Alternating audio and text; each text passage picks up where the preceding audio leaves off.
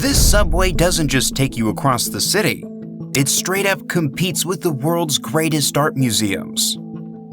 Hidden beneath Stockholm streets is a metro system that quietly became the world's longest underground art gallery. And it wasn't accidental. Stockholm Metro, not just transportation. And this is where the story really begins. Stockholm's metro, officially called the Tunnelbana, wasn't built to be flashy. It was built to move people. Today, it stretches across 3 main lines, runs through over 100 stations, and covers roughly 110 kilometers beneath the city. On paper, it looks like any other major subway system.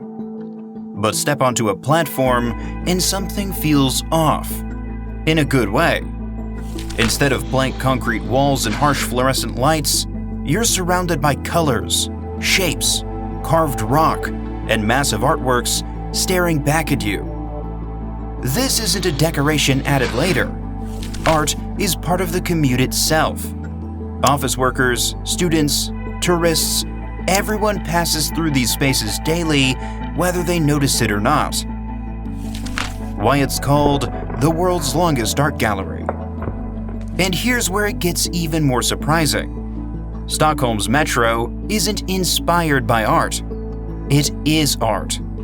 Nearly 90 stations feature permanent installations, created by over 100 different artists, each with their own vision. That's why it earned the nickname, the world's longest art gallery. The styles jump wildly from station to station. One platform feels like a painted cave. Another looks like a political mural frozen in time. You'll find sculptures, mosaics, neon lights, carved stone, tile patterns, all spread across decades of artistic movements from the 1950s to modern-day designs. And the craziest part? You don't need a ticket to a museum. A regular Metro Pass gets you access to all of it. The radical idea that started it all. 1950s vision. Now this is the part that changed everything. Back in the 1950s, Stockholm faced a choice. They were expanding the metro deep underground, cutting through solid rock. Covering those walls with polished panels would have cost a fortune. Instead, someone asked a different question. What if the station stayed raw and artists took over? That single idea flipped the entire system. The Swedish government backed it. The public supported it. The belief was simple but bold. Art shouldn't belong only to museums or wealthy spaces. It should live where everyday life happens. On platforms, in tunnels, in places people pass through half asleep every morning. This wasn't about luxury. It was about dignity, creativity, and access. Giving artists freedom underground turned functional spaces into cultural landmarks, without ever asking commuters to stop their day to experience art. And that mindset? It's still shaping the system today. Turning raw rock into art. And this is where Stockholm stopped playing it safe. Most metro systems hide their foundations. Stockholm did the opposite. Instead of covering the tunnels with polished panels and clean tiles, they left the raw bedrock exposed. Partly because sealing it would have been expensive, but mostly because someone saw opportunity in the roughness. Those jagged walls became a canvas. Artists didn't fight the stone. They worked with it. They painted directly onto uneven rock, carved into it, and let cracks and curves guide the designs. The stations feel alive, imperfect, textured, almost breathing. No two walls behave the same, and that's exactly the point. Visually, it's striking. Emotionally, it hits differently. You're deep underground, surrounded by something ancient, but transformed by color and meaning. It doesn't feel cold or mechanical. It feels human. How many subways make you feel something? Art as identity, not decoration. But here's what really sets Stockholm apart. The art isn't there to look nice. Each station is built around a theme, almost like a chapter in a larger story. Some stations dive into Swedish history, others echo forests, seasons, and nature. You'll find stations shaped by political ideas, reflections on society, and quiet nods to ordinary human lives. This is why no station blends into the next. You can feel when a station is angry, calm, hopeful, or reflective. One platform might confront you with social questions. Another gives you space to breathe after a long day. The metro becomes a mirror of the country itself, its values, worries, and pride. That's the secret sauce. The art isn't decoration layered on top. It is the identity of the space. Which station would you want to pass through every day? To Centralen, where art meets calm. And then there's to Centralen, the heartbeat of the entire system. This is one of the busiest stations in Stockholm, yet it feels strangely peaceful. The walls are painted in soft blues and whites, with vine-like patterns stretching across exposed rock. It looks less like a station and more like a quiet cave. That wasn't an accident. The artist designed it to calm stressed commuters, knowing thousands of people rush through here every hour.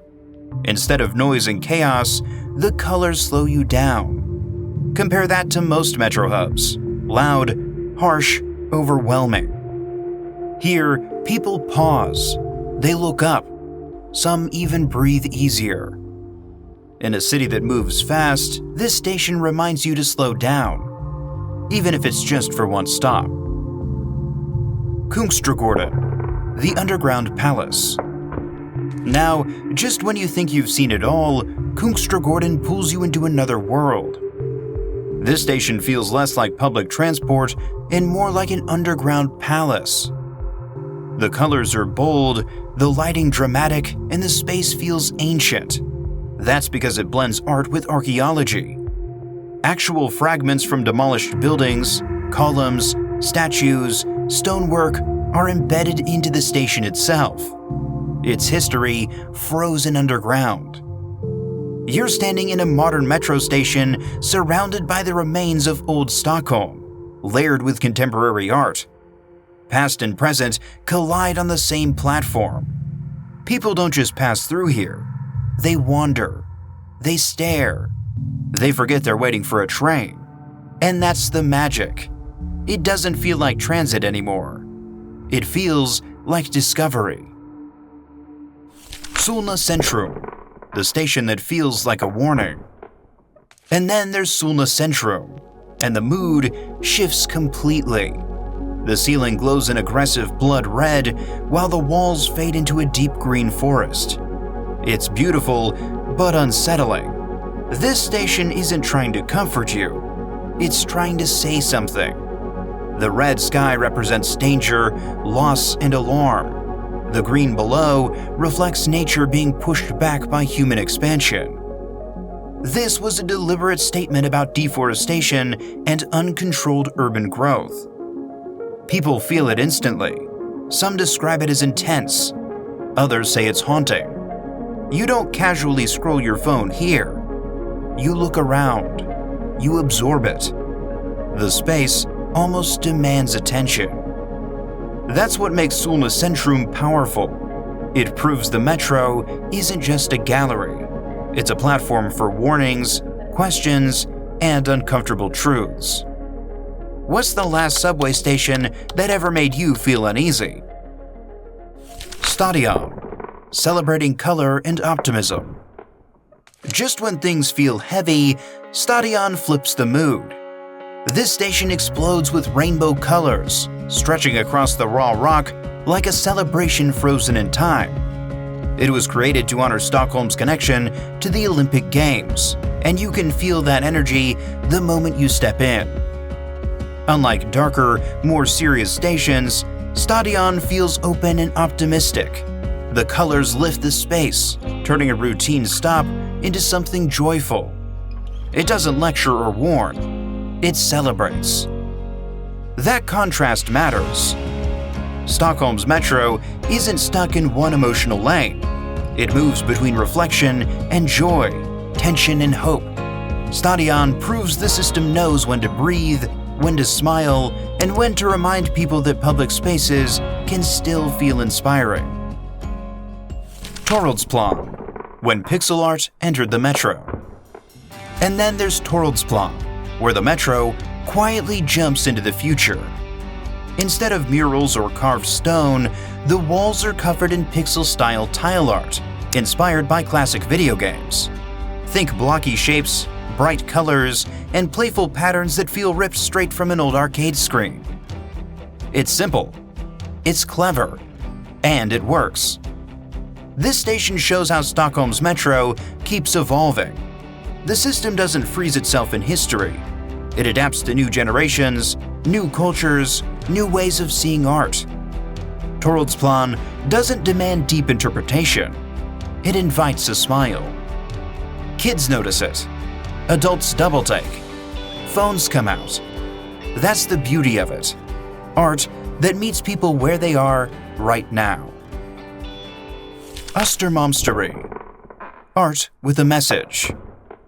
Now here's where the metro starts speaking directly to you. At Östermalmstorg, the walls are filled with symbols, portraits, and engraved figures tied to ideas like peace, equality, knowledge, and human dignity. This station doesn't rely on bright colors or shock value. It communicates quietly, almost patiently. Faces stare back at you. Symbols repeat themselves. The longer you stand there, the more it feels intentional. Like the station is trying to start a conversation, not impress you visually.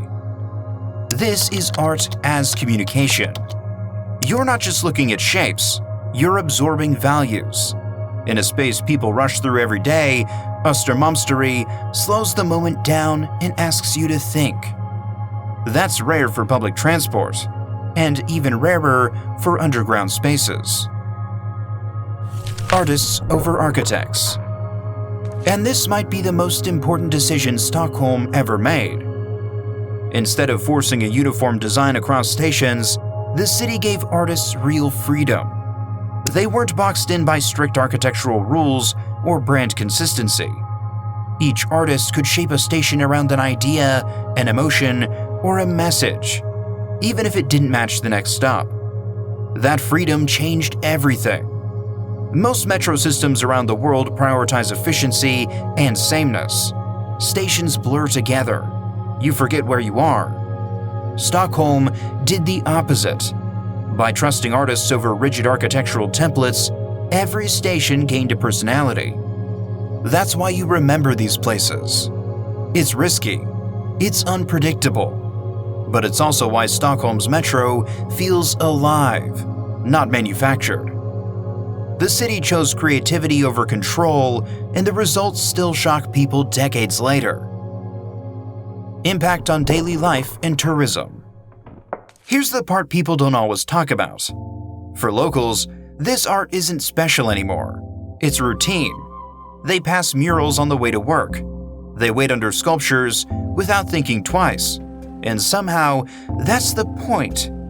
Art becomes part of daily life, not an event you schedule. For tourists, it's the opposite. Visitors ride the metro on purpose. They hop stations just to explore. Cameras come out, maps turn into art guides. A transportation system becomes a destination. And slowly, it changes how people feel about public spaces. The metro isn't just something to endure, it's something to experience. That mindset alone reshapes how a city feels from the inside. Why other cities haven't done this? So why hasn't everyone copied this? First, cost. Art takes time, talent, and long-term investment. Second, political will. Projects like this need leaders willing to think beyond election cycles. And third, fear. Letting artists take control means giving up predictability. Most cities play it safe. Stockholm didn't. They thought decades ahead, not years. They believed culture was infrastructure, just as important as tracks and trains. That long-term thinking is rare, and it's why their metro stands alone.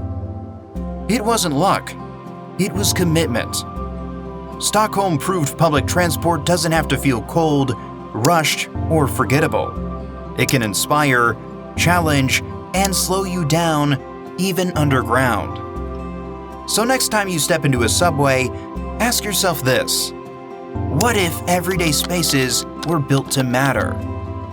Drop your thoughts below, and stick around. More stories like this are coming.